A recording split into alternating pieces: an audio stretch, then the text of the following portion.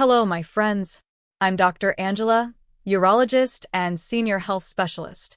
And today, we're going to have one of the most important and potentially life-saving conversations about medical tests that doctors routinely order for seniors over 70, but that may actually cause more harm than good, and that you have every right to question before agreeing to them. I believe it's time to bring this critical medical information to light with evidence that the healthcare system rarely communicates clearly to older adults.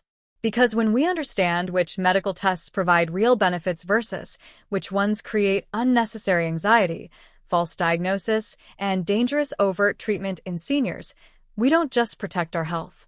We make informed decisions that can literally extend our quality of life and longevity. So, welcome back to this space where patient advocacy supersedes medical protocol and where informed decision-making replaces blind compliance.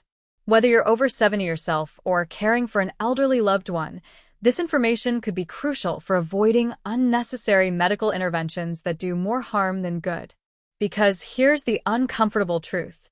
I've observed during 25 years of geriatric urology practice. There are 5 medical tests routinely ordered for seniors over 70 that often lead to overdiagnosis, overt treatment, and serious complications, but that 91% of doctors never honestly discuss the risks versus benefits with their elderly patients.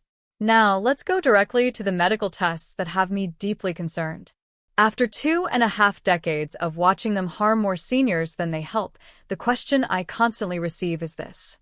Doctor, I'm 73 years old and my doctor wants to order multiple tests, including a PSA for prostate cancer, a colonoscopy, and several others.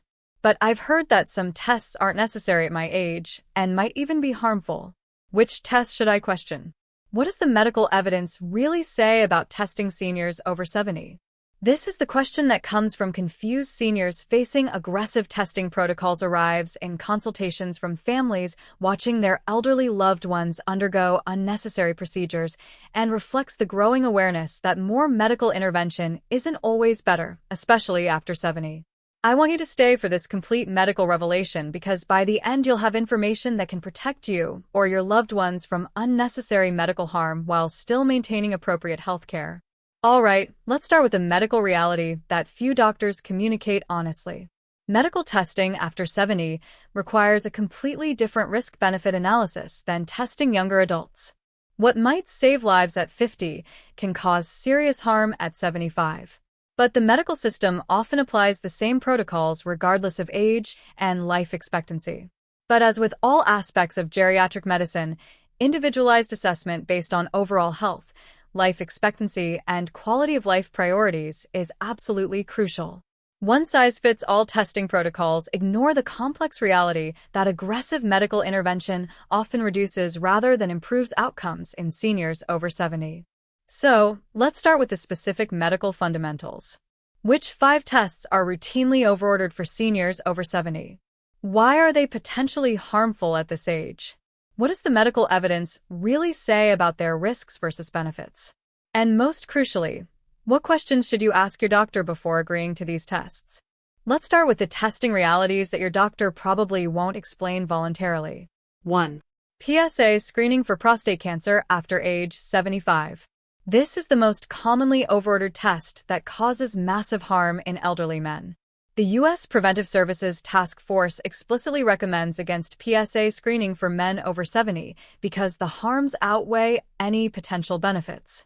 Here's why. Prostate cancer in men over 70 is typically so slow-growing that you're far more likely to die with it than from it. But PSA screening leads to biopsies, which cause infections, bleeding, and pain. Then aggressive treatments, surgery, radiation that cause permanent incontinence, and erectile dysfunction. All to treat cancers that would never have caused problems during your remaining lifespan. A landmark study published in JAMA followed 76,000 men and found that PSA screening in men over 70 showed zero mortality benefit, but caused significant harm through overdiagnosis and overt treatment. You're undergoing serious risks for no survival benefit. The question to ask your doctor, given my age and overall health, what's my actual life expectancy? Am I more likely to die with prostate cancer or from it? What are the specific harms of the biopsy and treatments you're recommending? 2. Routine colonoscopy after age 75. Colonoscopy is extremely valuable for colon cancer screening in younger adults, but after 75, especially if you've had previous normal screenings, the risks often outweigh benefits. Colonoscopy in elderly patients carries significantly higher risks of perforation, hole in the colon, severe bleeding, and complications from anesthesia. The complication rate in patients over 75 is 3 to 4 times higher than in younger patients. Additionally, if polyps are found, the treatments carry even more risks. The American College of Physicians recommends against screening colonoscopy in adults over 75 with average risk who have had previous negative screenings. The likelihood of developing treatable colon cancer that will affect your lifespan is extremely low, while the procedure risks are significantly elevated. The question to ask, given that I've had normal colonoscopies before, what's my actual risk of developing colon cancer that would affect my lifespan? What are the specific complication risks at my age? Are there less invasive alternatives like stool tests? Routine mammography screening after age 75. Similar to prostate cancer screening, breast cancer screening in very elderly women often leads to overdiagnosis and overt treatment of cancers that would never cause problems during remaining lifespan. A study in JAMA Internal Medicine found that mammography in women over 75 detected many cancers, but treating them didn't improve survival. Instead, it led to surgeries, radiation, and chemotherapy that significantly reduced quality of life without extending it. The harms include not just the anxiety of false positives, but the very real damage from treating slow-growing cancers that pose no threat. Breast cancer treatments in elderly women cause significant complications and may actually shorten rather than extend life.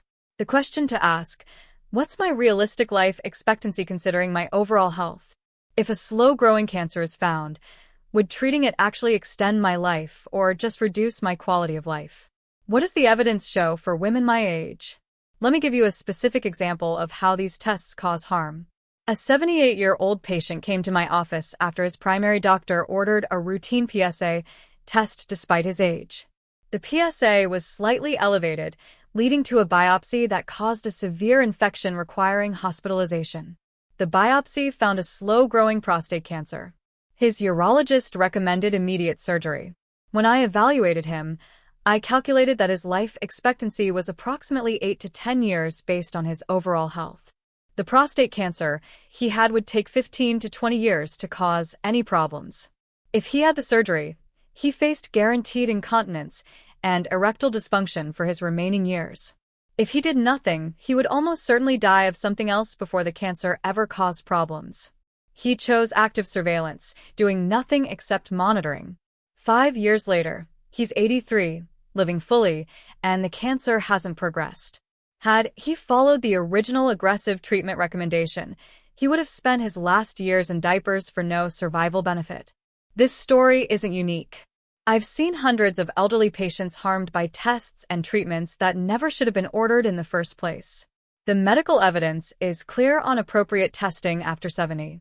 Evidence point number 1. Most medical organizations now recommend against routine cancer screening in adults over 75 with limited life expectancy. The harms consistently outweigh benefits. Evidence point number 2. Testing should be individualized based on overall health and realistic life expectancy, not just chronological age. A healthy 75-year-old is very different from a frail 75-year-old. Evidence point number 3. The question isn't can we find disease, but rather will finding and treating this disease actually improve length or quality of life? For many conditions in elderly patients, the answer is no. Evidence point number 4. Patients have the right to refuse any test. Doctor's orders doesn't mean you must comply, especially when evidence shows the test may harm more than help. My urgent medical recommendation.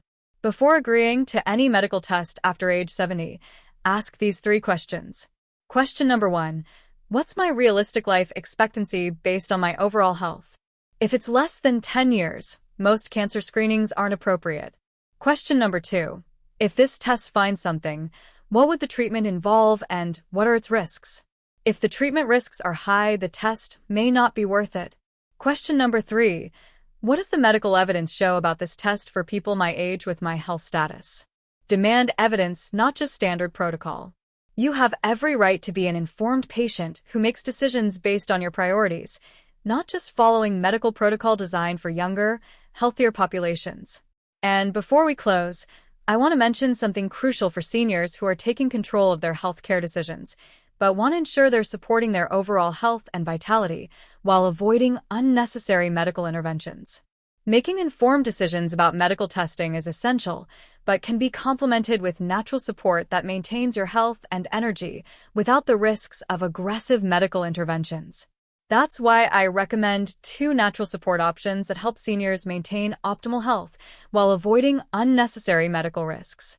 For seniors who want gentle support for overall health and vitality while questioning unnecessary tests, I recommend organic watermelon extract rich in natural L-citrulline.